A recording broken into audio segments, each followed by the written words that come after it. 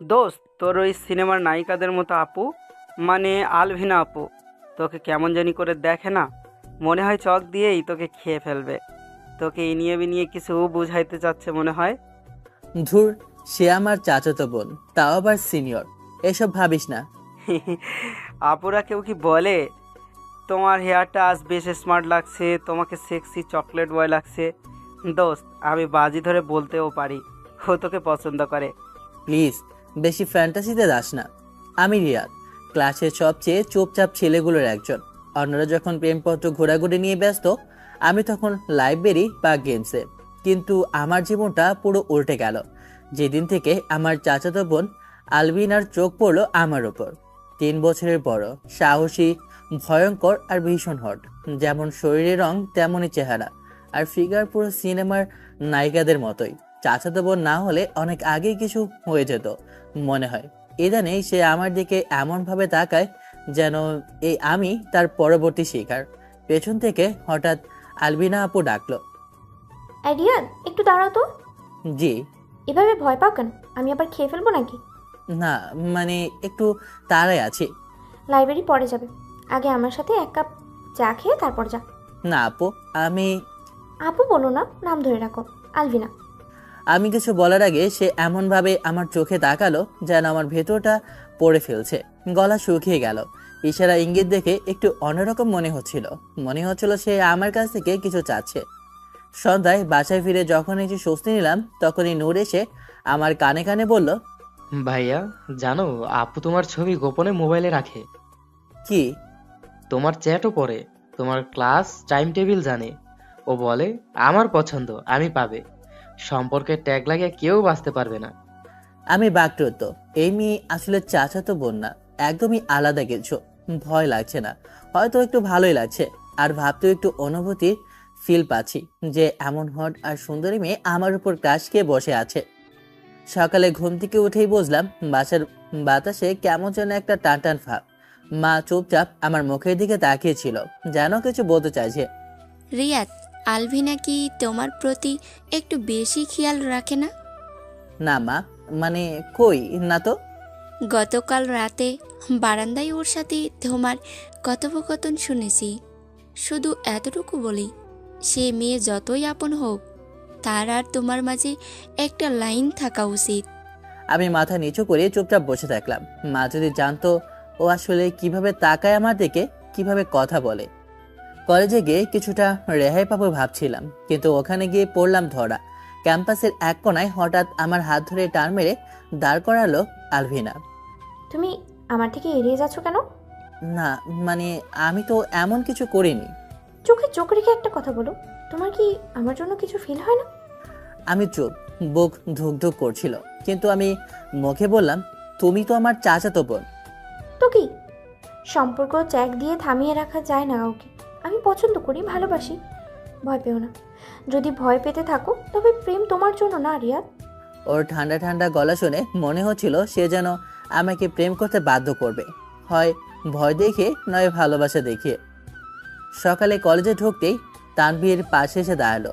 ওর মুখে সে চিরসেনা হাসি, কিন্তু চোখে কেমন যেন চিন্তা। দোস্ত, তুই তো দেখি দিনে দিনে সিনেমার হিরো হয়ে যাচ্ছিস। আপু তোকে ধাওয়া করে প্রেমে ফালায় ছাড়বে। হাসিস না ভাই, বিষয়টা মজার না। ওর চোখে এমন কিছু আছে যেটা দেখে ভয় লাগে, আবার কেমন যেন টানও লাগে। সমস্যা বুঝতে পারছি, কিন্তু সমাধান? হুম, সমাজ পরিবার সব একসাথে ঝাঁপিয়ে পড়তে পারে। তানভীর চলে যাওয়ার পর আমার মাথা আরো শুকিয়ে গেল।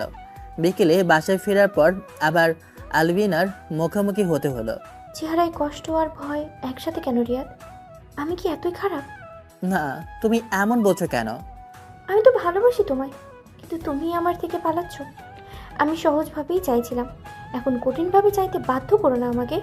ওর গলার স্বর এত ঠান্ডা ছিল, অথচ ভেতরে যেন আগুনের ঢেউ।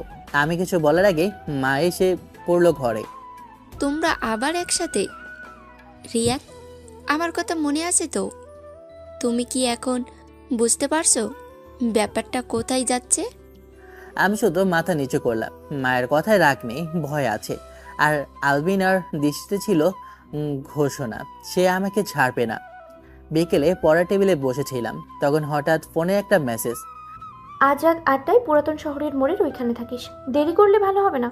আমি রিপ্লাইও দিইনি, কিন্তু রাত 8টার দিকে জুতো পরে বেরিয়ে পড়লাম। জানি না কেন, কিন্তু গিয়ে দেখলাম সে দাঁড়িয়ে হাসে। ওয়েস্টার্নে আপুকে খিচে লাগছিল, নিজেকে কন্ট্রোল করতে পারছিলাম না। মন চাচ্ছিল সাথে সাথেই জড়িয়ে ধরে আদর করে দেই। আর আমার চাহনি দেখে আপু মিটমিট করে হাসতেছিল। জানতাম তুই আসবি। তুই যতই না বলিস, তোর চোখে আমি স্পষ্ট পড়তে পারি। তুই আমায় ভয়ও পাচ্ছিস, ভালোও বাসছিস। আমি হেসে ফেলাম একটু। না বলা কথাগুলো যেন জোর করে বেরিয়ে আসছিল। আর পরক্ষণেই মনে হয় আপু আমার মনের কথা বুঝে ফেলেছে। গুন্ডাদের মতো আমাকে জোর করে আমাকে দেয়ালের দিকে ঠেলে দিয়ে আপু আমাকে জড়িয়ে ধরে লিপকিস করে ফেললো। যা ভাবিনি তা হয়ে গেল। এই প্রথম কোনো মেয়ে ঠোঁট আমার ঠোঁট স্পর্শ করলো। মনে হচ্ছে পৃথিবীর সব সুখ আমার কাছেই। মনের অজান্তে মনে হয় আপুকে ভালোবেসে ফেলেছি, তাই আপু যাই করে তাই ভালো লাগে। কোনো কিছুতে বাধা দিতে মন চায় না। তুমি জানো, তোমার সাহস দেখে মাঝে মাঝে ভয় পাই, আবার তোমার উপস্থিতি না থাকলে খালি খালি লাগে। আমার হাত টেনে ধরলো। এটাই তো চাচ্ছি রিয়াদ, আমার সাথে হাত, সমাজের দিকে না তাকিয়ে। ডেটের পর বাসায় ফিরতেই ছোট বোন নূর চোখ গোল করে বলল, ভাইয়া, তুমি কি কোথাও গিয়েছিলে? লিপস্টিকের গন্ধ গায়ে আছে। আমি থ মেরে গেলাম। পেছনেই মা দাঁড়িয়েছিলেন। এত রাত করে কোথায় ছিলে রিয়াদ? আর আলবিনা এখন ঘরে গিয়েই কাঁদছে। কিছু বলবি? আমি তো কিছু বলিনি, মানে আমি অনেক কিছু টের পাচ্ছি। কাল ওই আলবিনার মাকে একবার ডেকে কথা বলবো। পরদিন সকালে সত্যি আলবিনার মা এসে বললেন, আর আমার চোখে মুখে ঘাম, যেন কিছু একটা এখনই ধরা পড়ে যাবে। সকালটি ছিল অস্বস্তিকর। মা হঠাৎ করে বলল, আজ বেলা 11টায় আলবিনার মা আসবে, তোমাদের নিয়ে একটু আলোচনা করতে চাই। আমি জানি এই আলোচনার মানে ঝড়ের শুরু। বেলা 11টা বেজে গেল। আলবিনার মা এসে সোফায় বসলেন। মা আমার পাশে বসলেন, তার আমি বসার ভান করে দূরের চেয়ারে। ভাবি, আপনি খেয়াল করেছেন আলবিনা এখন আর আগের মতো নেই? আমিও টের পাচ্ছি কিছু একটা লুকোচ্ছে। ওর চোখে একটা অন্যরকম জেদ। ওর ব্যবহার মানে রিয়াদের প্রতি একটু বেশি কাছাকাছি না? আপনাকে সত্যি একটা কথা বলি, আমি নিজেও দেখেছি ও রিয়াদের দিকে অন্যভাবে তাকায়। আমি কয়েকবার জিজ্ঞেস করেছি, কিন্তু ও এড়িয়ে গেছে। আমি মাথা নিচু করে বসেছিলাম, যেন আমি কোনো অপরাধ করে ফেলেছি। আমি কাল রাতে ওর ফোন চেক করেছি, অনেকগুলো মেসেজ, নাম সেভ করা চিনিগুলি নামে। চিনি খুশি? আমি লজ্জায় মরে যাচ্ছিলাম। চিনি খুশি নামটা আমারই দেওয়া, একদিন মজা করে, আর সেটাও ধরে রেখেছে। ভাবি, আমি মেয়েকে বোঝাবো, তবে আপনার ছেলেটাকেও সামলে রাখতে বলুন। একতরফা কিছু না হলে এত দূর যেত না। কথা শেষ হওয়ার কিছুক্ষণ পরে দেখি আলবিনা আমাদের দরজায়।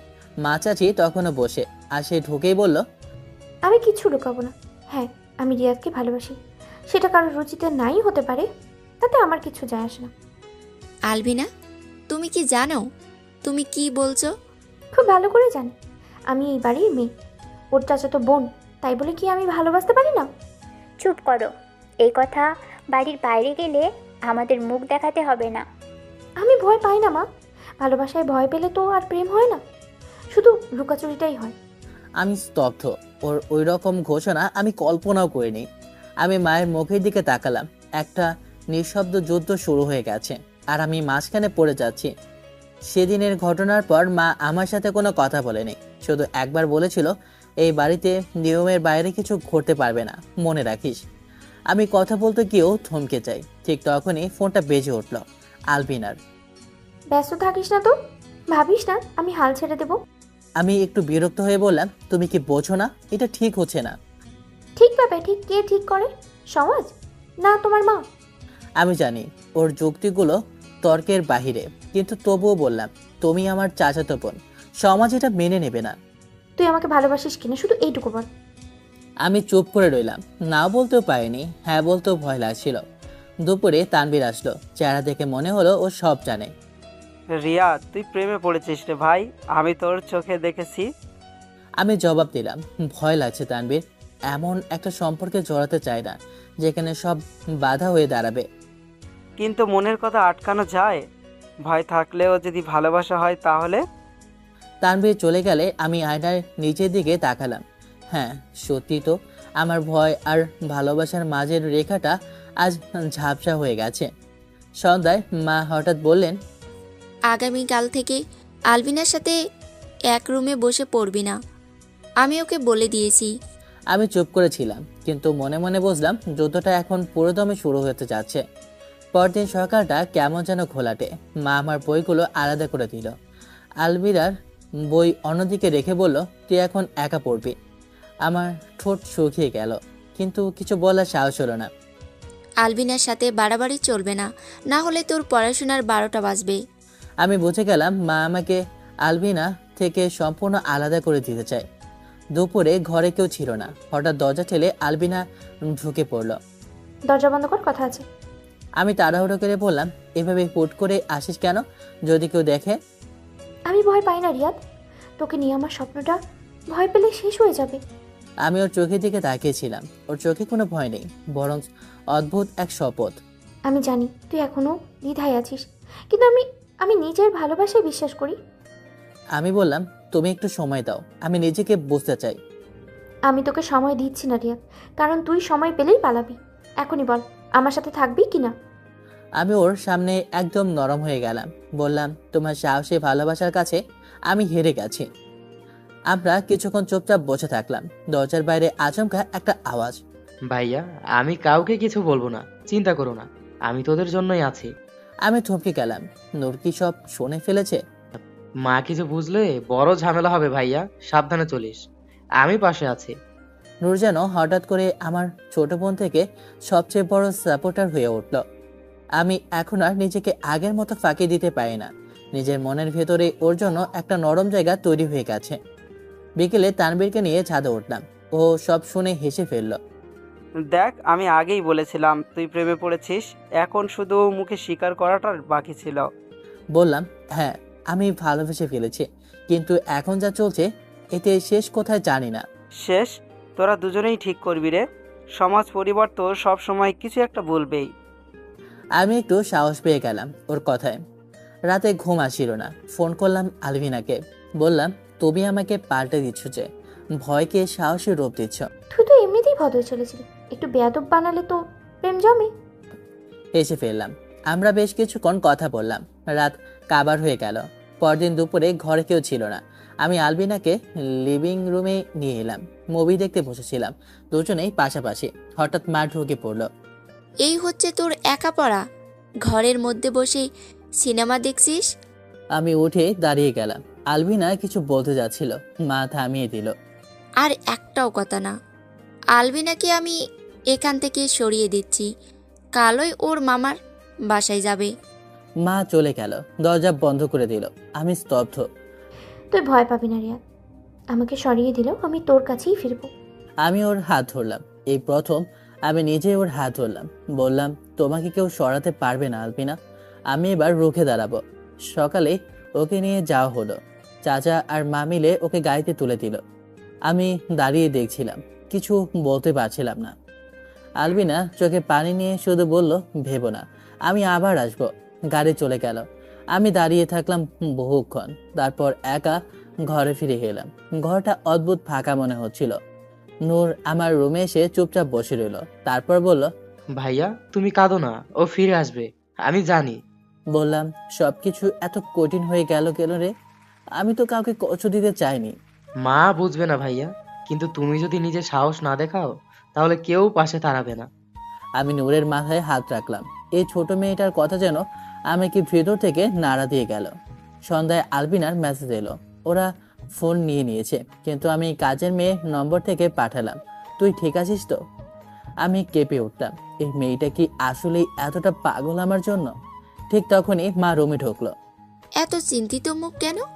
ওই মেয়ের জন্য কষ্ট পাওয়ার দরকার নেই, সময় গেলে ঠিক হয়ে যাবে। আমি কিছুই বললাম না, কিন্তু মনে মনে ঠিক করলাম আর বসে থাকবো না।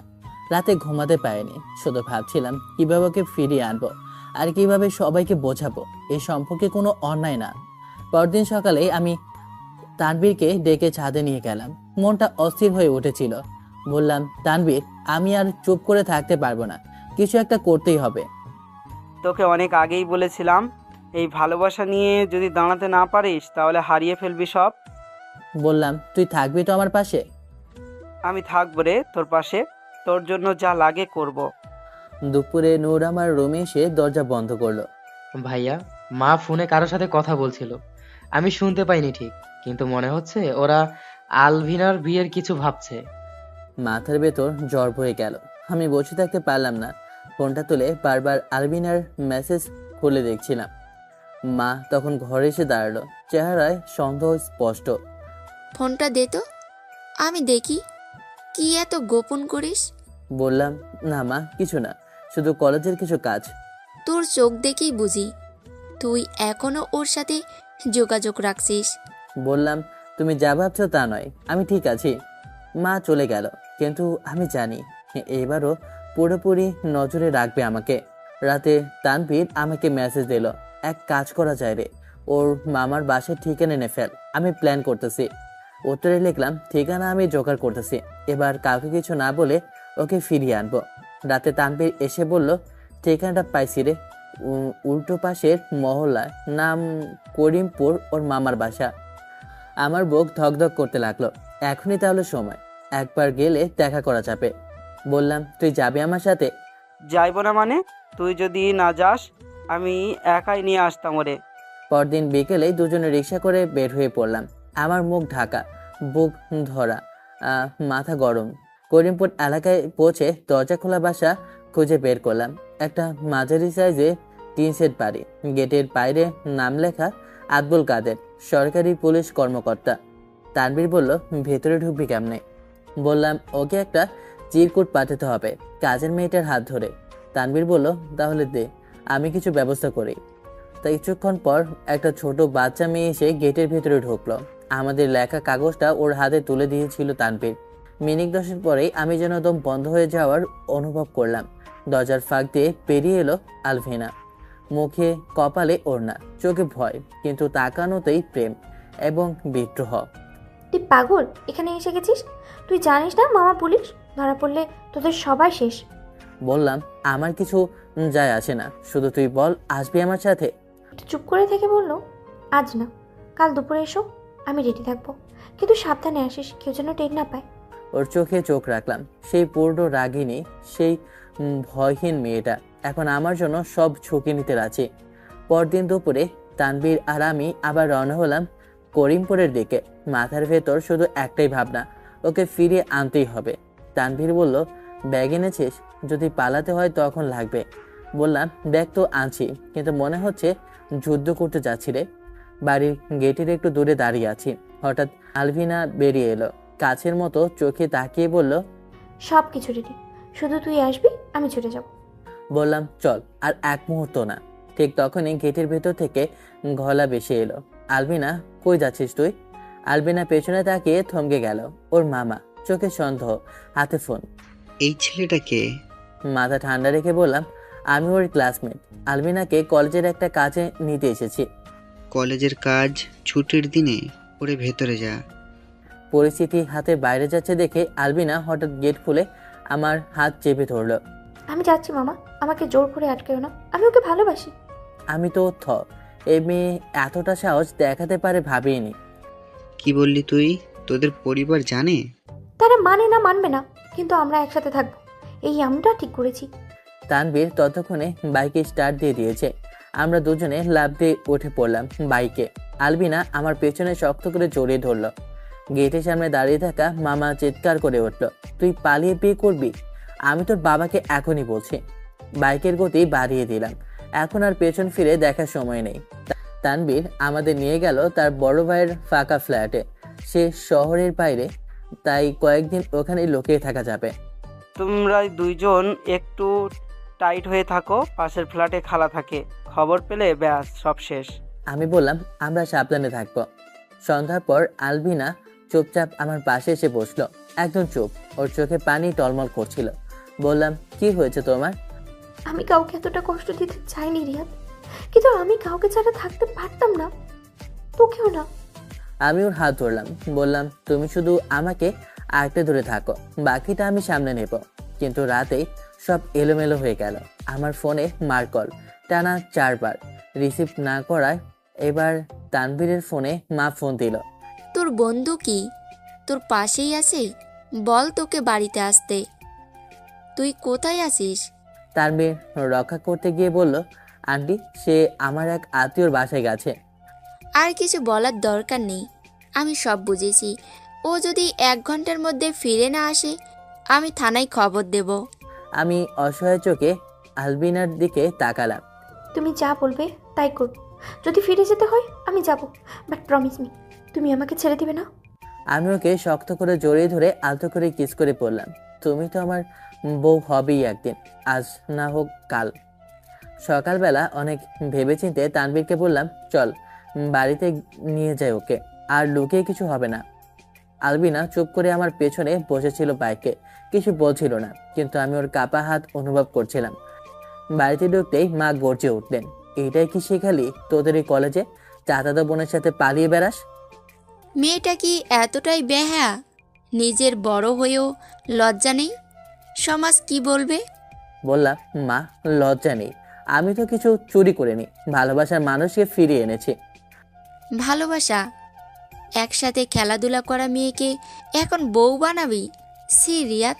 আলবিনা তখন আমার হাত ধরেছিল, কিন্তু মাথা নিচু করে দাঁড়িয়েছিল, চোখের পানি যেন নিজেকে আড়াল করছিল। তখনই বাবা এলেন, পুরো চুপচাপ। একটু পরে বললেন, চুপ করো সবাই। রিয়াদ, তুমি সত্যি বিয়ে করতে চাও এই মেয়েকে?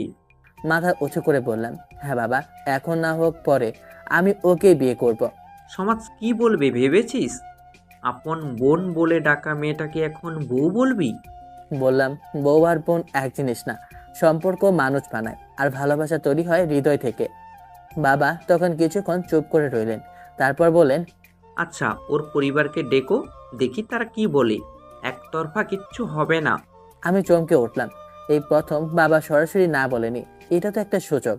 কিন্তু পাশেই দাঁড়িয়ে থাকা মা তখনও গজগজ করছিলেন, মুখ দেখাতে পারবো না রাস্তায়, আত্মীয় স্বজনদের সামনেও মাথা তুলতে পারবো না, এই সমস্ত কথা বলছিলেন। দুপুরে বাসার পরিবেশ ঠান্ডা হলেও টান টান উত্তেজনা যেন চারদিকে জমে আছে, কে জানে কখন আবার বিস্ফোরণ হয়। বিকেলেই আলবিনার বাবা এলেন, চেহারায় রাগ, গলায় গর্জন। আলবিনা কোথায়? ওকে আমার সামনে আনো।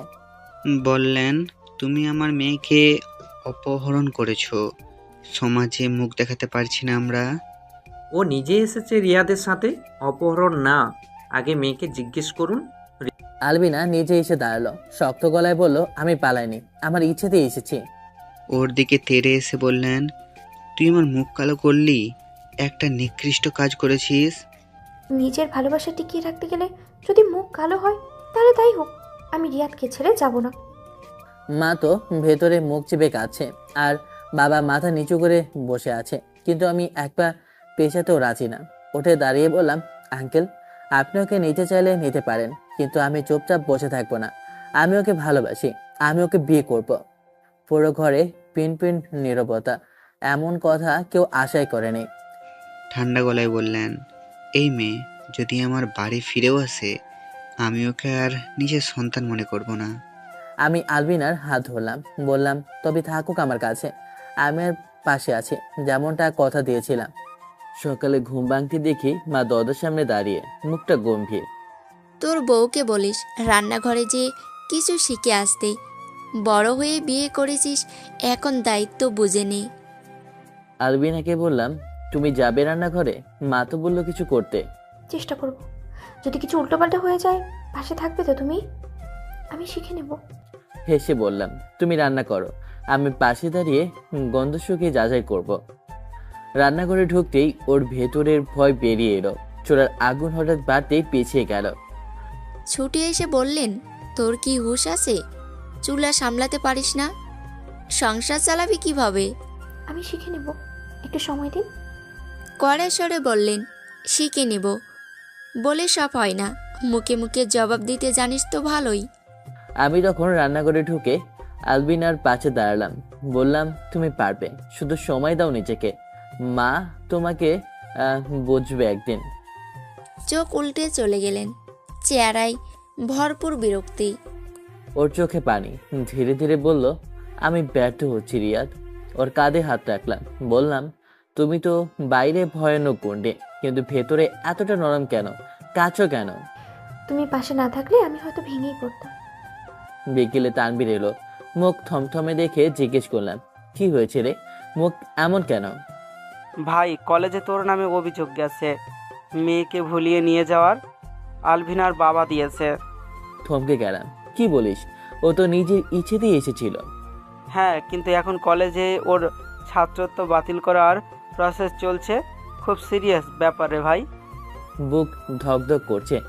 আলবিনার দিকে তাকিয়ে দেখি ও থত মেরে গেছে। ওর কেরিয়ার নিয়ে এমন হামলা হবে এটা ভাবিনি। সকাল থেকেই বুকের ভেতর চাপা টান। কলেজে গিয়ে সরাসরি প্রিন্সিপালের রুমে ঢুকে গেলাম। বললাম, স্যার, আলবিনার কোনো অন্যায় করেনি। ও নিজের ইচ্ছে আমার সাথে এসেছে। আপনারা ওর ছাত্রত্ব বাতিল করবেন না প্লিজ। কিছুক্ষণ চুপ থেকে বললেন, অভিযোগ এসেছে ওর বাবার পক্ষ থেকে, আমরা তদন্ত করব, কিন্তু তুমি যদি ওর স্বামী হও আইনি কাজ দেখাও। মাথা নিচু করে বেরিয়ে এলাম। আইনি কাগজ মানে বিয়ে না করলে সমাজ ওর কোনো অবস্থান নেই। কলেজ গেটের বাইরে এসে দেখি আলবিনা দাঁড়িয়ে আছে, চোখে অদ্ভুত বিষণ্ণতা। তুমি কলেজে গিয়ে কি বলেছো? বললাম, তুমি কিছু চিন্তা করো না, আমি যতদূর পারি লড়বো। তুমি কি সত্যি আমার পাশে থাকবে রিয়া? তুমি কি চাও আমি কলেজে ফিরে যাই? বললাম, তোমার স্বপ্ন যদি পড়ালেখা হয় তবে হ্যাঁ, আমি তোমার স্বপ্নের পথ আটকে থাকতে পারি না। তখনই তানবীর এসে পাশ থেকে বলল, শুনেছিস তোর বিরুদ্ধে কলেজে আবারও একটা নতুন অভিযোগ দিয়েছে? ওদের এক পুরনো আত্মীয় বলেছে তুই আগেও একবার নাকি মেয়েদের বিভ্রান্ত করেছিলিস। আমি চিৎকার করে বললাম, কি এসব আজেবাজে কথা কে ছড়াচ্ছে? তোর ভাবির চাচাতো ভাই, ওর বাবার লেজুর ধরেছে, সাবধানে চলিস। সন্ধ্যায় বাড়ি ফিরে দেখি বাবা বসে আছেন একদম চুপচাপ। পাশে বসতেই বললেন, রিয়াদ, তুমি কি এই মেয়েকে নিয়েই তোমার বাকি জীবন কাটাতে চাও? মাথা নিচু করলাম। তারপর স্পষ্ট করে বললাম, হ্যাঁ বাবা, আমি ওকে ছাড়া অন্য কাকে ভাবতেই পারি না। তুমি যা ঠিক মনে করো করো, কিন্তু সময় একদিন তোমায় জবাব চাইবেই, প্রস্তুত থেকো। দুপুরে ঠিক পরে একটা প্রাইভেট কার এসে আমাদের বাড়ির সামনে দাঁড়ালো। দরজা খুলতেই বের হলো আলবিনার মা। মুখ কঠিন, চোখে আগুন। সোজা ডাইনিংয়ে গিয়ে বসে বললেন, আলফিয়া কোথায়? ওকে নিয়ে যাচ্ছি। এই নাটক আর চলবে না। সামনে গিয়ে বললেন, ও এখন আমার ছেলের বউ, আপনি ওকে এভাবে টেনে নিয়ে যেতে পারেন না। ও আমার মেয়ে, ভুল পথে গেছে। আমি চাই না সমাজে মুখ দেখাতে লজ্জা পাই। ঘর থেকে আলবিনা বের হয়ে এলো, কিন্তু এবারও মাথা নিচু করেনি, চোখে ভয়ও নেই। তুমি আমার মা হতে পারো, কিন্তু আমার সম্মান তুমি এইভাবে মাটিতে মিশিয়ে দিতে পারো না। আমি আমার ইচ্ছাতে রিয়াদের সাথে এসেছি। দাঁড়িয়ে চিৎকার করলেন, তুই কি পাগল হয়েছিস? বয়সে ছোট, তোর ভাইয়ের মতো ছেলের সাথে সম্পর্ক করে সমাজে বাঁচবি কিভাবে? তুমি কি জানো রিয়াদি একমাত্র মানুষ যে আমাকে বোঝে? তুমি কোনোদিন আমার চোখের ভাষাও বোঝনি মা। কথা শুনে রিয়াদের মা অবাক, ওর চোখের জল, তবু মুখে বললেন, তুমি কি সত্যি রিয়াদকে ভালোবাসো আলবিনা? হ্যাঁ, আমি ওকে ভালোবাসি, ভয় পাই না আর কিছুতেই। মায়ের মুখে তখনও দ্বন্দ্ব, কিন্তু ওর ঠোঁট নড়ে উঠলো একটু। ঠিক আছে, সত্যি, যদি সত্যি ওকে ভালোবাসো তাহলে তোমায় এ বাড়িতে নিজের জায়গা প্রমাণ করতে হবে। আমি পারবো, আমি তোমার যোগ্য বউ হব আন্টি। না মানে মা। আলবিনার মা মুখ কালো করে উঠলেন। এই অপমান আমি সহ্য করলাম, কিন্তু তোমরা এর মূল্য দিতে বাধ্য হবে। ও চলে গেল। পেছনে রইল আলবিনা আর ওর চোখে জমে থাকা অসম্ভব সাহসের ছায়া। সকালটা আজ একটু অন্যরকম লাগছিল। ঘুম থেকে উঠে দেখি রান্নাঘরে কারা যেন কাঁচা মশলা বেটে দিচ্ছে। একটু এগিয়ে গেলাম, দেখি আলবিনা শাড়ি পরে দাঁড়িয়ে আছে, চুল খোপা করা, চুলের ডগায় তেল পর্যন্ত দেখা যায়। ওর হাত চালনায় অভ্যন্ততা না থাকলেও চেষ্টা যে করছে সেটা বুঝতে আর বাকি থাকেনি। তুমি না উঠে এসে ধরেই ফেললে, আমি চমকে দিতে চেয়েছিলাম। বললাম, তুমি রান্নাঘরে, এই বাড়ির কিচেনে, সাহস তো কম না? তোমার মায়ের মন যেতে তো আর ফুল দিয়ে হয় না, পেট দিয়ে হয়। আমি হেসে বললাম, তবে ভালো করে লবণ দিও, প্রথম দিনে অতিরিক্ত ঝাল যেন না হয়। দুপুরে মা যখন খেতে বসলেন তখন একটু দ্বিধা ছিল ওনার চোখে, কিন্তু এক চামচ মুখে দিয়ে একটু থেমে বললেন, এই ভুনা তো খারাপ হয়নি। রিয়াদ, এটা কি তুই করেছিস? মাথা দেখিয়ে বললাম, না মা, তোমার বউ করেছে। একটু চুপ করে থাকলেন, তারপর বললেন, ভালো, তবে বউ হতে হলে শুধু রান্না জানলেই হয় না, ধৈর্যও রাখতে হয়। আমি শিখতে রাজি আছি মা, শুধু আমাকে শেখানোর জন্য একজন দরকার। মা মুখ ফিরিয়ে অন্যদিকে তাকালেও আমি বুঝলাম এটা এক ধরনের নরম হয়ে যাওয়ার লক্ষণ। বিকেলে তানবীর এলো, হাতে একটা খাম, বলল, তোদের বিরুদ্ধে কেস করতে যাচ্ছে আলভিনার পরিবার, জোরপূর্বক অপহরণ আর সম্মানহানির মামলা। এইটা নোটিশ। হাতে নিয়ে দেখি সত্যি এটা প্রিলিগাল নোটিশ। মাথা ঘুরে উঠল। তুমি ভয় পেও না, আমি ওদের মুখোমুখি হব। ওরা যা খুশি করুক, আমি পিছু হটবো না। ওর চোখে ভয় নেই, আছে কেবল একরোখা সিদ্ধান্ত। আমার মনে হলো আলবিনার সাথে এই লড়াইটা এখন আমারও। বিকেল তখন নামছে, চারদিকে একটা থমথমে পরিবেশ। এমন সময় আমাদের গেটের সামনে একটা বাইক দাঁড়ালো। আমি জানলা দিয়ে তাকিয়ে দেখি আলবিনার ভাই রাফি। গেট ঠেলে ঢুকে সে চিৎকার করলো, আলভিনা, বাহিরে আয়, আমি তোর ভাই, এই নাটক বন্ধ কর। আমি নিচে গিয়ে সামনে দাঁড়ালাম। তোমার কথা পর শুনবো, আগে ভাই হিসেবে তুমি গলা স্বর নিচু করো। আমার দিকে এগিয়ে এসে বলল, তুই কে রে? তুই কি করে সাহস পেলি আমার বোনকে হাত লাগানোর? আমি দাঁতে দাঁত চেপে বললাম, তোমার বোন নিজের ইচ্ছেতে এখানে আছে, আমার সাথে আছে। আমি ওকে সম্মান দিয়েছি, অসম্মান না। আলবিনা তখন এসে পড়ল পেছন থেকে। ভাইয়া, তুমি যদি আজ আমার মুখের উপরে দাঁড়িয়ে আমাকে অপমান করো, তাহলে আমি তোমাকে আর ভাইয়া ডাকবো না। থমকে গেল। তুই আমার সাথে এইভাবে কথা বলছিস? হ্যাঁ, আমি রিয়াদের বউ। সমাজে যাই বলুক, আমি ওর হাত ধরেই বাঁচতে চাই। তুমি যদি বাধা দাও, তাহলে আমি লড়বো। ওর কথাগুলো শুনে বুকটা কেমন জানি শক্ত হয়ে উঠল। পাশে আমার বাবা এসে দাঁড়ালেন। রাফি, যদি আর এক সপ্তাহ বাড়াও তাহলে পুলিশ ডাকবো। এটা আমার ছেলের ঘর, তার স্ত্রীর সম্মান এখানে নষ্ট হবে না। আমার বাবার দিকে তাকিয়ে তীব্র চোখে তাকিয়ে বলল, বেশ, তোদের ইজ্জত এখন আর আমাদের পরিবারের অংশ না, যা ইচ্ছে করো, কিন্তু মনে রেখো আমরা চুপ থাকবো না। ও চলে গেল। পেছনে রইল একটা অদ্ভুত নীরবতা। আমি আলবিনার দিকে তাকিয়ে বললাম, তুমি ঠিক করেছো তো? এই যুদ্ধটা সহজ হবে না। তুমি পাশে থাকলে আমি ভয় পাই না রিয়াদ। আমি জানি এই যুদ্ধ কেবল একটা সম্পর্ক বাঁচানোর না, এটা আমাদের অস্তিত্বের জন্য। সকালে উঠেই বুঝে গেলাম আছে কিছু একটা অশুভ ঘটতে যাচ্ছে। মা চুপচাপ বসে আছেন বারান্দায়, মুখে চিন্তার ছাপ। আমি কাছে যেতেই তিনি বললেন, তোর বউ কি আজকে বাইরে বের হয়েছিল? আমি একটু থমকে উঠলাম। না তো, কেন বলছো মা? প্রতিবেশী খালার মুখে শুনলাম কেউ একজন ওকে দেখেছে বাজারে এক ছেলের সাথে তর্ক করতে। আমি বুঝতে পারলাম গুজব শুরু হয়ে গেছে। হয়তো রাফির কথায় প্রভাবিত হয়ে লোকজন এখন আলবিনাকে টার্গেট করছে। তখনই বাইরে একটা জিপ দাঁড়ালো। ইউনিফর্ম পরা একজন পুলিশ অফিসার এসে দরজায় কড়া নাড়ল। এখানে রিয়াদ নামের একজন থাকে, আর এক মেয়েকে গোপনে এনে বিয়ে করেছে, এমন একটা অভিযোগ আছে। আমি কিছু বলার আগেই আলবিনা দরজা খুলে সামনে এসে দাঁড়ালো। আমি সেই মেয়ে, আমি ওর স্ত্রী, এবং আমি নিজের ইচ্ছাতেই এখানে এসেছি, কেউ আমাকে জোর করেনি। আপনার পরিবার আমাদের জানিয়েছে আপনি নাবালিকা এবং মানসিকভাবে প্ররোচিত হয়েছেন। আমার বয়স 22, আমি বিশ্ববিদ্যালয়ে পড়ি, এবং আমি কি করব না করব সেটা আমার সিদ্ধান্ত। আপনি যদি কাগজ চান, আমি দেখাতে পারি। আমি পাশে দাঁড়িয়ে দেখছিলাম কি সাহস নিয়ে ও কথা বলছে।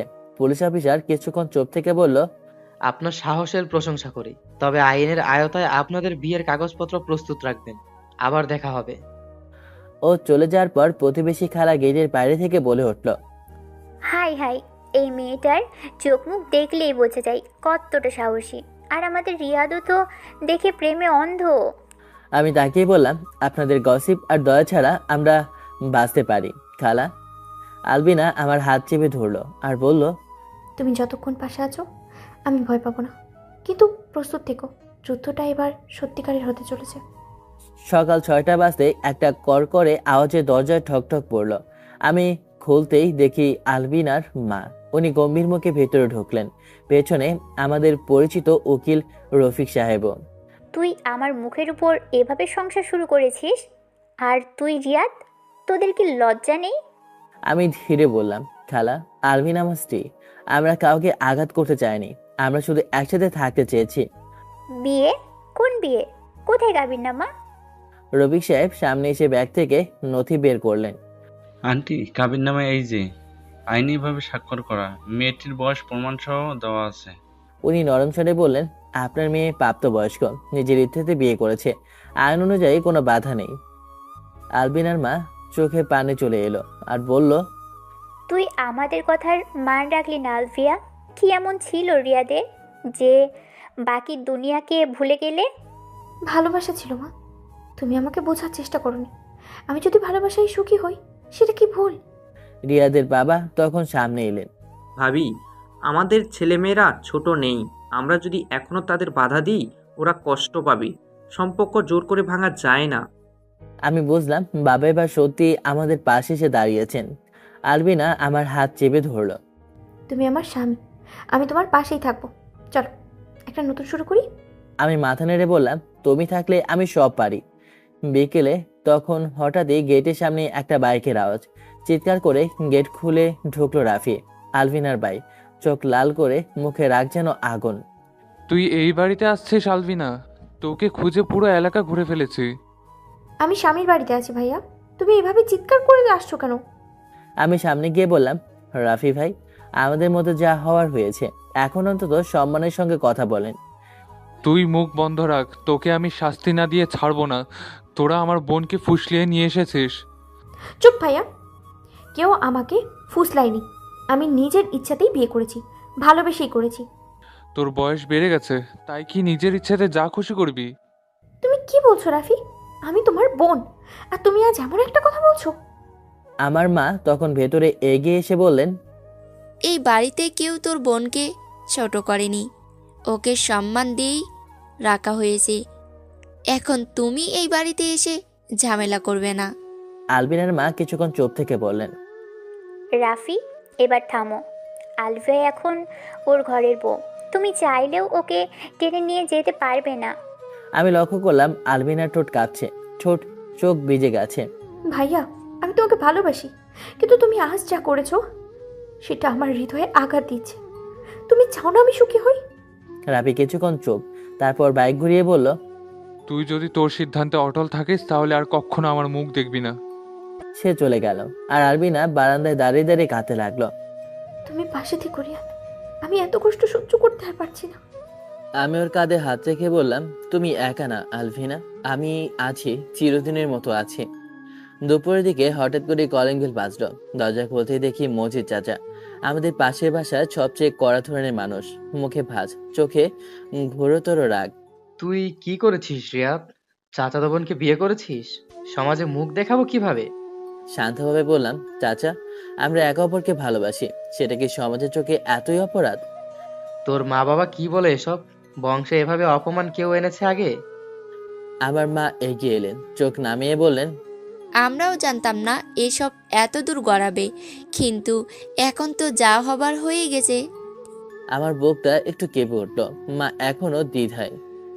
আমার বাবা পেছন থেকে এসে একদম সোজাসুজি বললেন, মজিদ ভাই, আপনি চাইলে আপনি রাগ করতে পারেন, কিন্তু আমি আমার ছেলের পাশে আছি।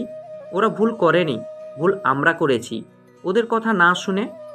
মোদির চাচা একটু থমকে গেলেন, কিছুক্ষণ চুপ থেকে বললেন, দেখ, আমি সমাজের দিক ভাবি বলেই বলছি।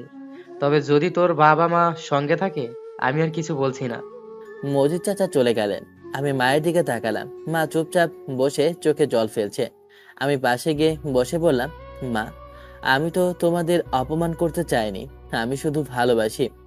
তুই যদি সত্যিই খুশি থাকিস তাহলে আমি আর কিছু বলবো না রিয়াদ।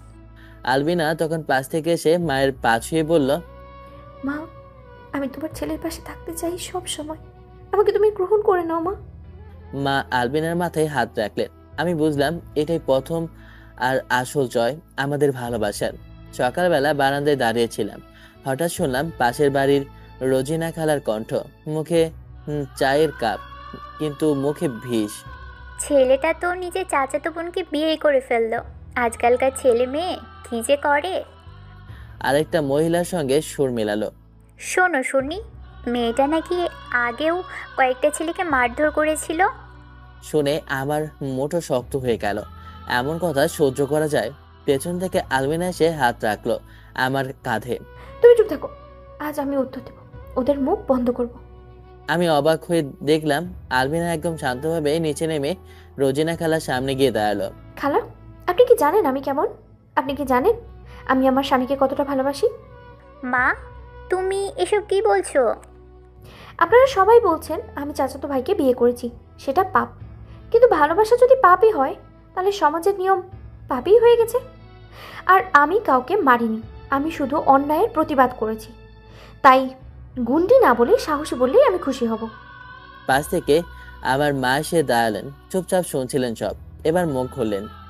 আমার বউয়ের মতো সাহসী মেয়ে আমি দেখিনি। সমাজ যা বলুক, আমি ওকে নিজের মেয়ে মেনে নিয়েছি। আলভিনার মা হঠাৎ এসে বললেন, আর আমি গর্ব করি এমন মেয়ে জন্ম দিয়ে। আর যদি সমাজ চোখ তুলে তাকায়, আমি প্রথমেই তাদের চোখে চোখ রাখবো।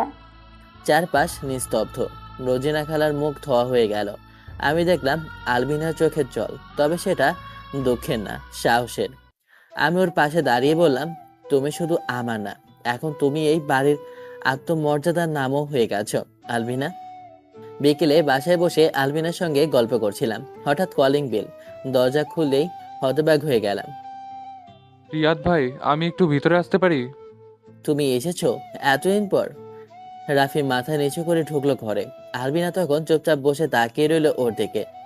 আমি ভুল করেছিলাম ভাই, আমার অহংকার ছিল, অন্ধ রাগ ছিল, কিন্তু আজকে বুঝি ভালোবাসা কাউকে ছোট করে না। আমি কিছু বলার আগেই আলভিনা বলল, তুমি বুঝেছো, এটাই অনেক বড় কথা রাফি। কিন্তু ভালোবাসার পাশে দাঁড়াতে সাহস লাগে, সেটা তখন তোমার ছিল না। আলভিনা আপু, আমি এখন বুঝি আপনি কখনো আমার শত্রু ছিলেন না। আমি নিজেই নিজেকে ছোট করেছিলাম। আমি চাই আবার পরিবারের সবাই এক হই। বাবা এসে দাঁড়ালেন তখন। এই কথা শোনার অপেক্ষায় ছিলাম আমি রাফি। দেরি করলেও ঠিক সময় ফিরেছ। পারিবারিক ভালোবাসা যখন জেগে ওঠে, তখন পুরনো ভুল ধুয়ে যায়। আমি এগিয়ে গিয়ে রাফির কাঁধে হাত রাখলাম। চলো এবার আমরা একসাথে বসে খাই, অনেকদিন পর তোমার আশা। আপনারা আমাকে মাফ করেছেন? তুমি নিজেকে মাফ করলেই আমরা সবাই এক হয়ে যাব রাফি। সন্ধ্যার আলোয় একসাথে বসে খাচ্ছিলাম। এতদিনের দূরত্ব, অপমান, ভুল বোঝাবুঝি সব যেন গলে গলে গরম ভাতের ভাপে। বুঝলাম ভালোবাসা আমি বুঝলাম ভালোবাসা আর সম্পর্ক দুটোই সময় চায়, কিন্তু সত্য হলে একসময় সব ঠিক হয়ে যায়। সকালবেলা দরজার ঘন্টা বেজে উঠল। বলতেই দেখি রাফি আবার এসেছে, এবার সঙ্গে তার মা। আমার ছেলের ভুলের কারণে অনেক অন্যায় হয়ে গেছে। আমি আলভিনার কাছে নিজে ক্ষমা চাইতে এসেছি। আলবিনা তখন রান্নাঘর থেকে বেরিয়ে এলো, চোখে বিস্ময়। সে কখনো ভাবেনি রাফির মা তার সামনে মাথা নত করবে। খালা, আপনি কেন এমন বলছেন? আপনি তো আমার মাই, শুধু রক্তের না হলেও সম্পর্কের। না মা, মায়ের মতো হতে গেলে আগে বিচার বুদ্ধি থাকতে হয়। আমি ভুল বুঝেছিলাম তোমাকে, তোমার সাহসকে, তোমার ভালোবাসাকে। আম্মু, আমি চেয়েছিলাম তুমি নিজে এসে দেখো আলভিনা এখন কতটা শক্ত, কতটা দায়িত্বশীল একটা মানুষ। আমি দেখছিলাম আলবিনার চোখে জল, কিন্তু এবার সেই জল লজ্জা নয়, বরং সম্মান আর ভালোবাসার। আলবিনা ধীরে ধীরে এগিয়ে গেল রাফির মায়ের দিকে আর তাকে জড়িয়ে ধরলো। তুমি আমার বড় চাচি হলেও সারা জীবন তোমাকেই তো মা বলে জানি। তুমি আমার, আর রাফি আমার ভাই। আর মায়ের ক্ষমা চাইতে হয় না, শুধু ভালোবাসা দিতে হয়। আমার মা তখন পেছন থেকে এসে বললেন, আজ যদি পরিবারের সব ভুল বোঝাবুঝি মিটে যায়, তাহলে এই ঘরটা আবার এক হয়ে যাবে। আলভিনা, তুমি আমার গর্ব। চারপাশে এতদিন যে দূরত্ব ছিল সেটা যেন এক নিমিষে মিলিয়ে গেল। আমি তাকিয়ে রইলাম আমার ডেঞ্জারাস বউটার দিকে। সে শুধু সাহসী না, সে পুরো একটা পরিবারকে নিজের ভালোবাসা দিয়ে জোরে নিতে পারে। সকালবেলা বারান্দায় চা খাচ্ছিলাম আলবিনাকে নিয়ে। আচমকা দুই পাড়ার মহিলা হাঁটতে হাঁটতে এসে দাঁড়ালেন আমাদের সামনে। আলভিয়া, আমরা তো ভাবতাম তুমি খুব রাগী মেয়ে, এখন দেখি তুমি তো পরিবারের গর্ব। তোমার মতো মেয়ে ঘরে ঘরে থাকলে ছেলে মানুষও সোজা পথে চলে। আলবিনা হেসে বলল, ভালোবাসা আর দায়িত্ব যদি ঠিকঠাকভাবে বুঝি, তাহলে জীবনও সুন্দর হয়। আমি মাথা নিচু করে চা চুমুক দিচ্ছিলাম, কারণ এই মেয়েটার প্রশংসা শুনলে আমার বুকটা ভরে ওঠে। ঠিক তখনই বাড়িতে ঢুকলো আমার ফুপু। মুখটা সবসময়ের মতোই বাঁকা। রিয়া, তোমার বউকে নিয়ে আবার এত প্রশংসা? শোনো, রাফির জন্য একটা ভালো প্রস্তাব এসেছে, ওকে এবার বিয়ে দিতে হবে। ফুপুও এখনো এই অবস্থায় নতুন বিয়ে করবে কেন? ও তো এখনো পারিবারিকভাবে স্বাভাবিক হতে চায়। ভুলে যাও আগের কথা, এখন সম্মান ফেরাতে হলে একটা ভালো ঘরের মেয়েকে বিয়ে দিতে হবে। আলবিনা হঠাৎ উঠে দাঁড়ালো।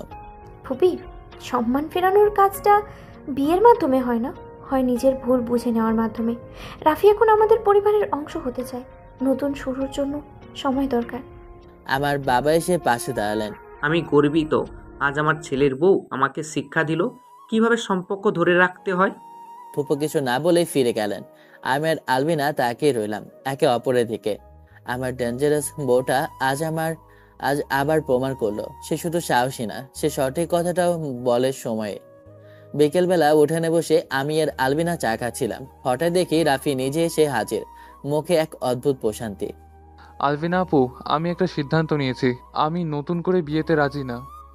তুমি বুঝে গেছো তো, সম্পর্ক তৈরি হয় সময় দিয়ে, চাপ দিয়ে না। তোমার থেকে আমার অনেক কিছু শেখার আছে। ভুল করে অন্যকে কষ্ট দিলে কিভাবে নিজেকে বদলাতে হয় সেটা এখন জানি। আমি দেখলাম রাফির চোখে জল। তখনই রাফির মা এগিয়ে এসে তার মাথায় হাত রাখলেন। তুই যদি সত্যি বদলাতে চাস তাহলে আমি সবসময় পাশে আছি। আলভিনার মতো মেয়েকে খুশি রাখতে না পারলে তোর জীবনে ভালো কাউকে পাবি না। রাফি মাথা নিচু করে মায়ের পাশে দাঁড়িয়ে থাকলো। পেছন থেকে পাড়ার মাসি এসে বললেন, আলভিনা, তুই যে মেয়ে, তোকে দেখে আজকাল মেয়েগুলো সাহস শিখায়, তোর মতো মেয়ে সংসার বাঁচায়। আলবিনা হেসে বলল, আমরা মেয়েরা যদি শক্তির জায়গা না হই, তাহলে সমাজ আমাদের দুর্বল ভাবতেই থাকবে। আমি মনে মনে ভাবছিলাম এই মেয়েটাকে না ভালোবেসে উপায় আছে। সন্ধ্যায় আমরা দুজনে ছাদে উঠে দাঁড়ালাম। তুমি কি কখনো ভয় পেয়েছিলে আমাকে? ভয় না, শুরুতে তুমি মধের সামনে পড়লে কার না হাত পা কাঁপে বলো। আর এখন?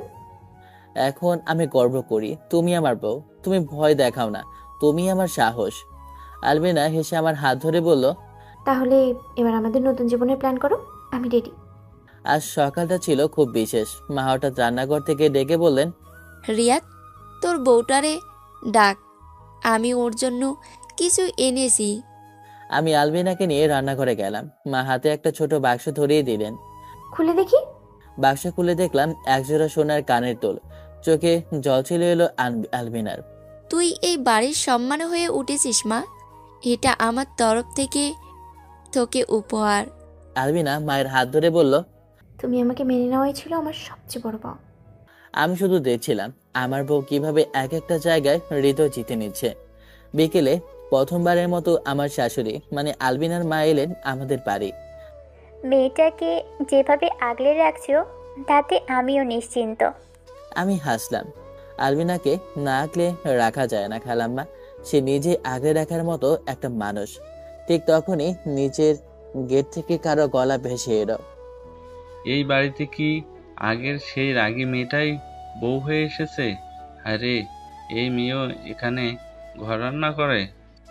আলবিনা চুপ করে থাকলেও আমার মাথা গরম হয়ে গেল। আমি নিচে নেমে গিয়ে শুধু তাকালাম তার দিকে। আপনার রুচির ঘাটতি নিয়ে যদি কথা বলতেন মানতাম, কিন্তু একজন মেয়ে সংসার করছে বলে সেটা ব্যঙ্গ করে বলার মানে কি? প্রতিবেশী বিব্রত হয়ে বলল, আরে ভাই, আমি তো মজা করছিলাম। এই মজা করার সময় শেষ। আমার বউ আমার গর্ব, আর কেউ তার সম্মান নিয়ে কথা বলে আমি রিয়াদ সে মজার জবাব হাসি দিয়ে দেব না। তুমি আমার জন্য আজ যা করলে তাতে আমি আরো একবার তোমার প্রেমে পড়লাম। আলবিনা নিচে এসে আমার হাত ধরলো। তুমি প্রতিদিনই নতুন করে প্রেমে পড়ার কারণ দাও। সকালবেলা রাফি আমার রুমে এসে বসে থাকলো অনেকক্ষণ, মুখটা থমথমে, চোখে আতঙ্ক। তুই এভাবে চুপ করে বসে আছিস কেন? ভাইয়া, আজকে আমার একটা বড় চাকরির ইন্টারভিউ, কিন্তু ভয় লাগছে যদি হেরে যাই আবার। আমি কিছু বলতে যাচ্ছিলাম, তখন আলবিনা রুমে ঢুকলো। তুই পারবি রাফি, একটাই শর্ত, ইন্টারভিউ বোর্ডে গিয়ে যদি সাহস কমে যায় তাহলে মনে করবি তোকে আমি দেখছি, বুঝলি? রাফি একটু হেসে বলল, তোমার কথা ভেবে সাহস পেয়ে যায় আপু। আমি বুঝতে পারলাম আলবিনার পাশে থেকে মানুষ বদলায়। বিকেলে রাফি ইন্টারভিউ দিয়ে ফিরে এলো, গায়ে এক ঝলমলে হাসি। ভাইয়া, বিশ্বাস করো, আমি যখন ইন্টারভিউ কক্ষে ঢুকলাম তখন ইন্টারভিউয়ার আমার দিকে তাকিয়ে হেসে বলল, তুমি কি আলভিরা হকের আত্মীয়? তুই কি বললি তখন? বললাম তিনি আমার আপু। তখনই উনি বললেন, তুমি যদি তার মতো 10% সৎ হও তবে এই কোম্পানির জন্য অনেক কিছু করতে পারবে। ওমা, কে ছিলেন ইন্টারভিউর? তোমার ইউনিভার্সিটি সিনিয়র, এখন এই কোম্পানির HR হেড। আমি হাসলাম। কখনো কখনো মানুষের পুরনো পরিচয় তার প্রিয়জনদের ভবিষ্যৎ করে দেয়। সন্ধ্যায় পাড়ার মসজিদের পেছনের মাঠে এক বৈঠক বসেছিল। পুরনো মুরব্বী হাজি কাদের চাচা হঠাৎ আমাকে ডাকলেন। রিয়াদ, তোর বউ আলবিনারে নিয়ে আমি আগে ভুল ভেবেছিলাম। মেয়েটার মতো সাহসী ন্যায়ের পক্ষে দাঁড়ানো মানুষ আজকাল পাওয়া যায় না। চাচা, ওর ভেতরেই একটা যুদ্ধবাজ সৈনিক আছে, যুদ্ধ তলোয়ার নেই। তুই এক কাজ কর, আগামী মাসের পাড়ার নারী শিক্ষা প্রজেক্টে ওকে দায়িত্ব দে। মেয়েরা ওর মতো কাউকে দেখে অনুপ্রাণিত হবে। আমি ফিরে এসে আলবিনাকে সব বললাম। ও অবাক হয়ে তাকিয়ে বলল, তুমি জানো, আমি সবসময় ভাবতাম সমাজ আমায় দোষ দেবে, আজ সমাজই আমায় এগোতে বলছে। তুমি ভয় পাওয়ার জন্য জন্মাওনি, তুমি পথ দেখানোর জন্য জন্মেছ। আলবিনা আমার দিকে এগিয়ে এলো, আমার গলায় 2 হাত রেখে ফিসফিস করে বলল, তুমি পাশে থাকলে আমি পাহাড়ও হেঁটে পার হবো। দুপুরের রোদটা একটু বড্ড বেশি করা ছিল, তবু আলবিনা ঠিক করলো আর সে পাড়ার মেয়েদের নিয়ে নতুন সেলফ ডিফেন্স ক্লাস শুরু করবে। আমি ওকে বললাম, তুমি তো এখনো পুরোপুরি সুস্থ না, একটু বিশ্রাম নাও না। রিয়াদ, ওদের কেউ যদি আজ না আসে তাহলে কাল আর কেউ আসবে না, আমায় তাড়াতেই হবে। আমি আর কিছু বললাম না। এই মেয়েটা যে কি পরিমাণ একরোখা সেটা এখন আমার রক্তে মিশে গেছে। ঠিক তখন মাঠের একপাশে ভিড় জমতে শুরু করলো। সবাইকে তাকিয়ে দেখলাম এক ক্লাসে শাড়ি পরা মেকআপ দেওয়া মেয়ে মাঠে ঢুকছে, তার মানে এক ভদ্র মহিলা। রাফি আমার কানে কানে বলল, ভাইয়া, ওইটা তানিয়া, আলভিনার পুরনো ক্লাসমেট। জানো, ওদের মধ্যে অনেক আগে একটা সিরিয়াস মারামারিও হয়েছিল। এই তানিয়া ওকে অপমান করতো সবসময়। আবার ফিরে এলো কেন? জানি না ভাইয়া, মনে হচ্ছে ওর কিছু উদ্দেশ্য আছে। তানিয়া সামনে গিয়ে দাঁড়ালো, ভীষণ জোরে বলে উঠল, ওহ আলভিনা, তুই এখন মেয়েদের শেখাস কিভাবে মারামারি করতে হয়? তোর কি ভদ্রতা শেখা হয়নি? আমি রাগে উঠে দাঁড়াতে যাচ্ছিলাম, কিন্তু আলবিনা আমার হাত টেনে থামালো। এরপর সোজা তানিয়ার সামনে গিয়ে দাঁড়ালাম। তানিয়া, তোকে ভদ্রতা শেখানো সম্ভব না, কারণ তুই নিজেই নিজের অপমানের জায়গা ঠিক করে নিয়েছিস। তানিয়া মা তখন চিৎকার করে বললেন, এই মেয়ে, তুমি কি আমার মেয়েকে অপমান করলে? আমরা এই এলাকায় বহু বছর ধরে আছি, আর আমি এই এলাকার মেয়েদের সাহস শেখাই, অপমান না। তোমার মেয়ে যদি কাউকে ছোট করে কথা বলে আমি চুপ থাকবো না। তখন আমি সামনে গিয়ে দাঁড়ালাম। তানিয়া, তোমার সাথে আলবিনার পুরনো শত্রু আছে সেটা আমরা জানি, কিন্তু এখনকার আলবিনা সে আগেরটা না। ও এখন আমার বউ, আর ওর অপমান মানে আমার অপমান, এটা বুঝে কথা বলো। পাশের সবাই তখন আলবিনার পক্ষে স্লোগান দিতে শুরু করলো, সাহসী আলবিনা আপু, নারী মানে শক্তি। তানিয়া মুখ কালো করে চলে গেল, মা সহ। রাতের খাবারে আলবিনা একটু চুপচাপ ছিল। তুমি ঠিক আছো? তুমি পাশে না থাকলে আজ আমি ভেঙেই পড়তাম। তানিয়া আমার দুর্বল জায়গা ছিল, কিন্তু তুমি আমাকে শক্ত করেছো। আমি ওর হাত ধরলাম। তুমি আগেও শক্ত ছিলে, আমি শুধু তোমার পাশে থাকার সাহস দিয়েছি। রাফিকে অনেকদিন ধরে আমি লক্ষ্য করছিলাম, সে যেন কেমন যেন বদলে গেছে, চুপচাপ নিজের মনে থাকে। আমি একদিন জিজ্ঞেস করলাম, রাফি কি হয়েছে, প্রেমে পড়েছো নাকি? রাফি একটু হেসে বলল, হ্যাঁ ভাইয়া, জান্নাত নামটা শুনলে বুকের ভেতর কেমন জানি ঝড় উঠে। তবে তো দেরি করা ঠিক না, প্রপোজ করেই ফেলো। আলবিনা পেছন থেকে এসে বলল, ভয় পাস না, আমি আছি তোর পাশে। তুই যখন আসিস তখন তো ওর কপাল খুলেই গেল। ঠিক আছে ভাইয়া, কাল বিকেলে ওর বাসায় গিয়ে জানিয়ে দেব। পরদিন বিকেলে রাফি জান্নাতের বাসায় পৌঁছালো। জান্নাত বেলকনিতে দাঁড়িয়ে ছিল। রাফি নিচে দাঁড়িয়ে বলল, জান্নাত, আমি তোকে ভালোবাসি। তুই যদি চাস আমি এখনই তোর পরিবারের সাথে কথা বলতে পারি। ঠিক তখনই জান্নাতের বাবা এসে দাঁড়ালেন গেটের সামনে, মুখে তীব্র রাগ। তুমি কি ভাবো নিজেকে? আমাদের মেয়েকে পাবার স্বপ্ন দেখছো? আঙ্কেল, আমি জান্নাতকে সম্মানের সাথেই ভালোবাসি। জান্নাতের মা এসে চিৎকার করলেন, তোমাদের পরিবারের মেয়েরা তো রাস্তায় মেয়ের মতো মাঠে মারামারি করে। আমরা এমন সম্পর্ক মেনে নেব না। আমি আর আলবিনা একটু দূরে দাঁড়িয়ে সব দেখছিলাম। রাফির চোখে জল দেখে আর সহ্য করতে পারলাম না। আমি সামনে এগিয়ে গিয়ে বললাম, আঙ্কেল, আপনাদের ঘরে জান্নাত যদি আকাশ থেকে নামে তাহলে আমার ভাইয়ের ভালোবাসা কোনো নিচু কিছু না। ভালোবাসা যদি গালি হয় তাহলে গর্ব করে বলছি আমরা গালি খেতে রাজি। জান্নাতের বাবা তখন রাগে থরথর করে বলল, তুমি যদি আর এক কথা বলো আমি পুলিশের কাছে অভিযোগ করব। আলবিনা এবার সামনে এসে দাঁড়ালো, চোখে আগুন। আমাকে একবারও চিন্তা করে বললেন না কিছু? যদি আমি আসি থানায় গিয়ে সব বলি তখন আপনি কেমন লাগবে জানেন? তোমরা যদি সত্যি একে অপরকে ভালোবাসো তাহলে আমরা আর বাধা হব না। বাবা, আমি রাফিকে ভালোবাসি, আর যদি আমার পছন্দকে অসম্মান করেন তাহলে আমি বাসা ছেড়ে চলে যাব। সবাই চোখ। জান্নাতের মা এবার চোখ মুছতে মুছতে বললেন, আমাদের ভুল হয়েছিল, তুমি যা ঠিক মনে করো তাই করো মা। জান্নাতের বাবা একটা দীর্ঘশ্বাস ফেলে বললেন, তোমরা যদি সত্যি একে অপরকে ভালোবাসো তাহলে আমরা আর বাধা হব না। রাফি আর জান্নাত তখন একে অপরের দিকে তাকিয়ে হাসলো। সেই হাসিতে ছিল সম্মতির সুর, সাহসের ছোঁয়া আর এক নতুন জীবনের প্রতিশ্রুতি। রাফি আর জান্নাতের এঙ্গেজমেন্ট প্রস্তুতি চলছে। ঘর সাজানো, মিষ্টি আনা, অতিথি তালিকা তৈরি সবই হচ্ছিল। আলবিনা সবকিছু তদারকি করছিল। আমি ওকে দেখে একটা কথা মনে মনে বলছিলাম, যে মেয়ে একসময় গলা টিপে ধরতো আর সেই আমার পরিবার, আমার ছায়া। ঠিক তখনই রনি এসে হাবাতে হাবাতে বলল, ভাইয়া, জরুরি কথা আছে। কি হয়েছে রনি? ভাইয়া, গত কয়েকদিন ধরে আলভিনাকে কেউ ফলো করছে।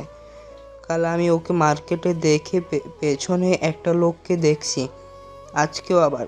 এসে চিনি না, তবে চোখে সানগ্লাস, মুখে দাড়ি, গা ঢাকা, কালো জামা পরে থাকে। আমি আলবিনার দিকে তাকালাম। ওর মুখে থমথমে।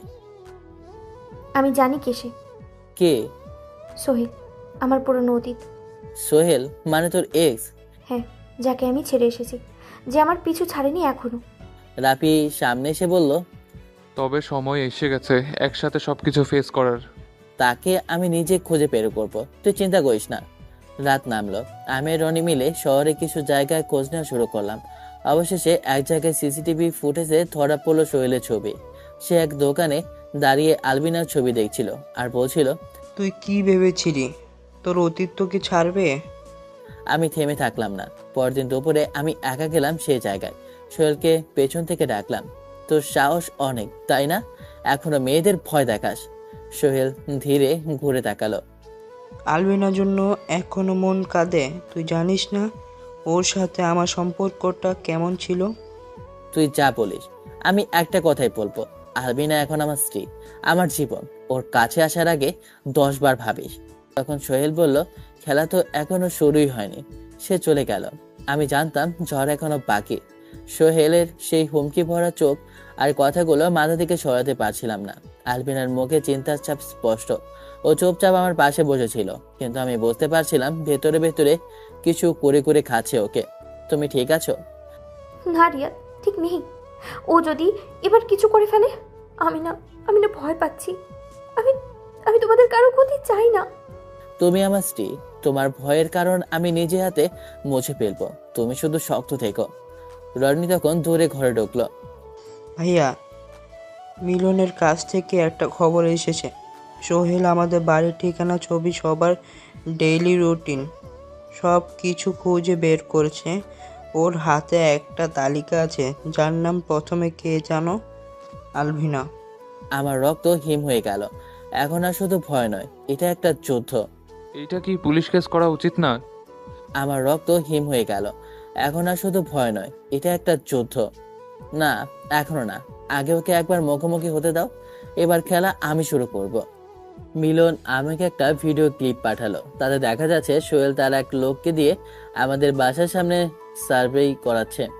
আমি রনি সেই লোকটাকে অনুসরণ করে একটা পুরোনো গ্যারেজে পৌঁছালাম। ভেতরে ঢুকে দেখি সোহেল ফোনে কারোর সাথে কথা বলছে। আলভিনা হয় আমার হবে, নয়তো কেউর না। এবার যা ঘটবে, এ নিজেই আমাকে চাইবে ফিরে যেতে। তোর খেলা এবার শেষ। তুই এখানে কি করিস? যে মেয়েটা তোকে একবার ছেড়েছে সে তোকে আর কখনো চাইবে না। আর তুই যদি আর একবার আমার স্ত্রীর চারপাশে ঘোরাঘুরি করিস তাহলে তোর জায়গা হবে জেল। জেল না, হাসপাতাল। ভেবেছিস তুই পুরো দুনিয়া সামলাতে পারবি? আলভিনা নিজে একদিন আমার কাছে ফিরে আসবে। তুই যা স্বপ্ন দেখিস তা বাস্তব হবে না, কারণ ও এখন আমাকে ভালোবাসে। আর আমি ওর জন্য নিজের জীবনও দিয়ে দিব। রাফি, রনি আর মিলন এসে পড়লো। সবাই মিলে সোহেল আর তার লোকটাকে ধরে ফেললাম। এইবার পুলিশের খবর দিলাম। আলবিনা যখন জানতে পারলো সোহেল ধরা পড়েছে, ওর চোখ ভিজে উঠল। তুমি আমার জীবনে না এলে আমি বাঁচতাম না রিয়াদ। তুমি বাঁচতে, কারণ তুমি আলবিনা শুধু একজন বউ না, একজন লড়াকু প্রেমিকা। আমি ওর কপালে চমে খেলাম।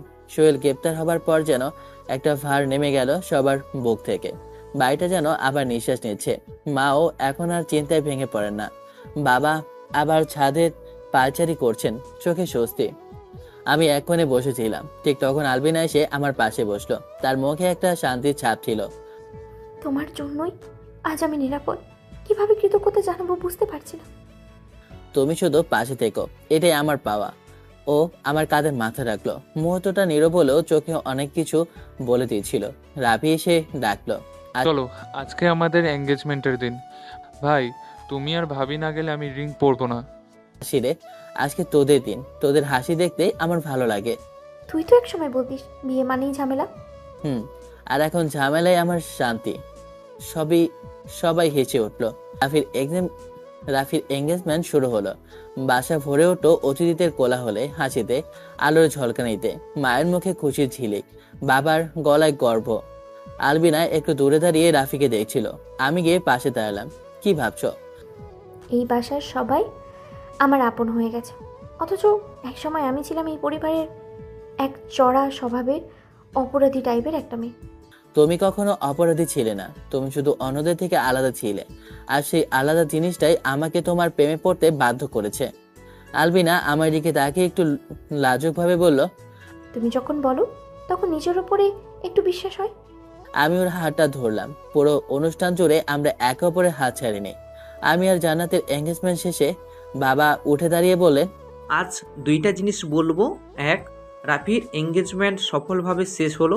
দুই, আমি আজ আমার বড় পুত্রবধূ আলভিনাকে বুক ভরে আপন করে নিলাম। সবার হাততালিতে আলবিনার চোখ ভিজে উঠল। আমি এই পরিবারের কেউ না, আমি নিজেকে পরিবারের সবচেয়ে আপনজন ভাবি। আর রিয়াদ, ও আমার সব। এখন থেকে নয়, বহু আগে থেকেই। রাফি আর জান্নাতের এঙ্গেজমেন্টের পর দিন সকালটা ছিল একটু অন্যরকম। ঘুম ভাঙতে দেখি আমার পাশে আলবিনা নেই। উঠে দেখি ছাদে দাঁড়িয়ে হালকা বাতাসের চুল উড়িয়ে কি যেন ভাবছে। এই যে গুন্ডি মেয়ে, সকাল সকালে এত সিরিয়াস ভাবনা কিসের? তুমি উঠেছো? আমি তো ভেবেছিলাম তুমি এখনো ঘুমাচ্ছ। ঘুমানোর সময় তো রাতে পেয়েছিলাম না ঠিক মতো। আচ্ছা বলো, ছাদে এসে এমন ভাবুক হয়ে গেছো কেন? ভাবছিলাম তুমি না থাকলে আমি কোথায় থাকতাম। যদি সোহেলকে বিয়ে করতে হতো কি হতো আমার জীবন। জলদি জলদি করে ভাবো না, তুমি এখন আমার বউ, আমি আছি, আর কিছু লাগবে না। আলবিনা হঠাৎ আমার বুকের মধ্যে মুখ গুজে বলল, তুমি একটা চুপ করো। তুমি আমার দুর্বলতা হয়ে গেছো রিয়া। তোমাকে হারানোর ভয় আমাকে রাতে ঘুমাতে দেয় না। তাহলে আমি এখন থেকে আর বিছানা থেকে উঠবই না, সবসময় তোমার পাশেই থাকবো। ওর ঠোঁটে একটা হাসি পড়লো, চোখের কোনো ভিজে উঠলো। আমি আলতো করে ওর ঠোঁটে চুমু খেলাম। তখন নিচে থেকে রনির চিৎকার, আরে হ্যাঁ, প্রেমিক প্রেমিকা ব্রেকফাস্ট করবা না নাকি ছাদে ক্যাম্পিং করবা? তোর এই ভাইয়াটাকে না একদিন খুন করব। রাফি ও জান্নাত তখন খেতে বসে গেছে। আমরা দুজনেই নিচে নামলাম। ভাবি, শুনেছি তুমি নাকি আগে গ্যারেজে গিয়ে লোক পেটাতে, এখন দেখি রিয়াদ ভাইয়ের মন পেটাও। ঠিক বলেছ, এখন এই গুন্ডি মেয়ের পিটুনি না খেয়ে শান্তি পায় না। সবাই হেসে উঠল। মুহূর্তটা ছিল হালকা অথচ গভীর, যেন সবার মনে শান্তির ছায়া নেমে এসেছে। এতদিনে আমি বুঝেছি, প্রেম মানে শুধু ভালোবাসা নয়, প্রেম মানে একজন মানুষকে আগলে রাখা, সাহস দেওয়া, তার সবটুকু নিজের করে নেওয়া। সেদিন দুপুরে আমি একা একা বসে একটা সিদ্ধান্ত নিলাম। এবারে আলবিনাকে একটা বড় চমক দেব, একটা সারপ্রাইজ, যার কথা ও কল্পনাও করতে পারেনি। সকাল থেকে একটা গোপন উত্তেজনায় ভুগছিলাম। আজ এই দিনটা শুধু আলবিনার জন্য। ওকে এমন একটা সারপ্রাইজ দিতে চাই যেটা ও সারা জীবন মনে রাখবে। আমি রাফি রনিকে নিয়ে ছাদটা ফুল, আলো আর আমাদের ছবি দিয়ে সাজিয়ে ফেললাম। মা বাবাকে একটু নিয়ে ছাদে আসতে বলো, আর তুমি নিজেও এসো। আজকের দিনটা শুধু আমাদের জন্য। রনির মা হেসে বললেন, এই ছেলের প্রেমে এখন আর গুন্ডি ভাবিও মিষ্টি হয়ে বউ হয়ে গেছে। বিকেলে আলোতে ছাদটা যেন একটা গল্প ফুটে উঠেছে। আলবিনাকে চোখ বন্ধ করে উপরে নিয়ে এলাম। কি রে, আবার কিছু প্ল্যান করছিস বুঝি? চোখ খোলো। আলবিনা চোখ খুলেই স্তব্ধ। ছাদটা যেন কোনো সিনেমার রোমান্টিক সেট। চারদিকে ফুল, আলো আর আমাদের সব স্মৃতির ছবি। মাঝখানে একটা ছোট টেবিল, দুটো চেয়ার, আর তার পাশে একটা খোলা বাক্সের মধ্যে লাল শাড়ি। তুমি তো বলেছিলে বিয়ের সময় তোমার ইচ্ছা মতো শাড়ি পরতে পারোনি, আজ পরো। আজ আমার মতো করে তোমাকে আবার বিয়ে করব।